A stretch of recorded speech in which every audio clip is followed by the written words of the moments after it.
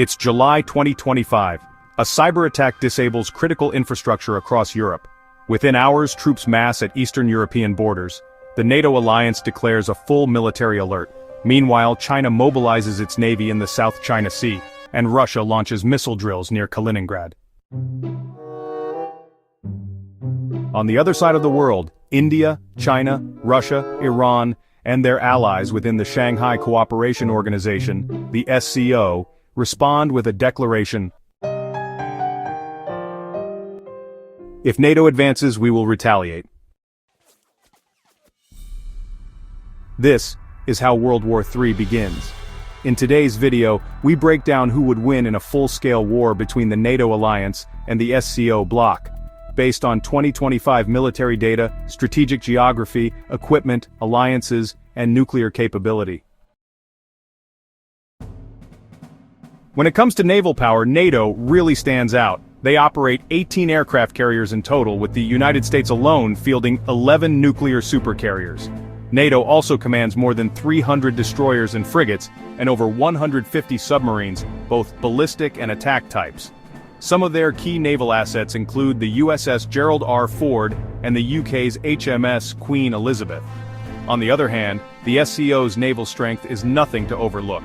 They have 3 aircraft carriers, all Chinese, about 160 destroyers and frigates, and more than 120 submarines. China operates 70 submarines, including 12 nuclear ones, while Russia fields 65, featuring the advanced Borai class. Overall, NATO dominates in open sea combat, but SCO navies are quite powerful in their regions, especially across the Pacific and Indian Oceans. Now let's take a look at nuclear capabilities. NATO's nuclear powers include the United States with roughly 5,244 warheads, the UK with about 225, and France with nearly 290. All 3 nations have a fully operational nuclear triad. Meanwhile, within the SCO, Russia possesses around 5,580 warheads. China has more than 500 and is rapidly expanding its arsenal, and both India and Pakistan have 172 and 170 warheads respectively. Altogether, these alliances hold over 11,000 nuclear warheads. Any full-scale conflict, honestly, could devastate humanity. NATO has bases across Europe, the Middle East, Africa, and the Pacific, giving it the upper hand in dominating the Atlantic Mediterranean and Arctic regions. Meanwhile, the SCO controls Central Asia, parts of Eurasia, and the Asia-Pacific, with a strong foothold in the Himalayas, the South China Sea, and the Caspian region.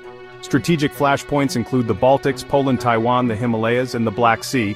NATO, really has global reach, while the SCO holds these massive continental interiors that are just, incredibly difficult to invade.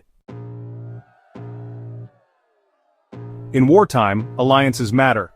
NATO's potential allies could include Japan, South Korea, Australia, and Ukraine. On the other side, the SCO might get support from North Korea, Belarus, Myanmar, and potentially parts of Africa or Latin America through China's influence. So, NATO could rally a broader global coalition, but the SCO benefits from shared geography, and honestly, these growing anti-West alliances. In a full-scale war, NATO strikes first with air dominance and a rapid response. The SCO pushes hard in Eurasia, with India and China applying pressure on borders and Russian armored divisions rolling through Eastern Europe. Naval combat really heats up in the South China Sea and the Atlantic, while cyber attacks and satellite warfare start to cripple communications.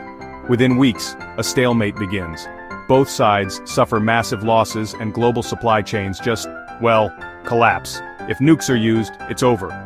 More than 3 billion people are at risk in the first 48 hours of nuclear exchange. The final verdict?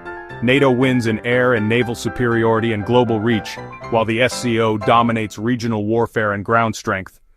But in the end, no one truly wins in World War III. Who do you think would win in a full-scale NATO versus SCO conflict?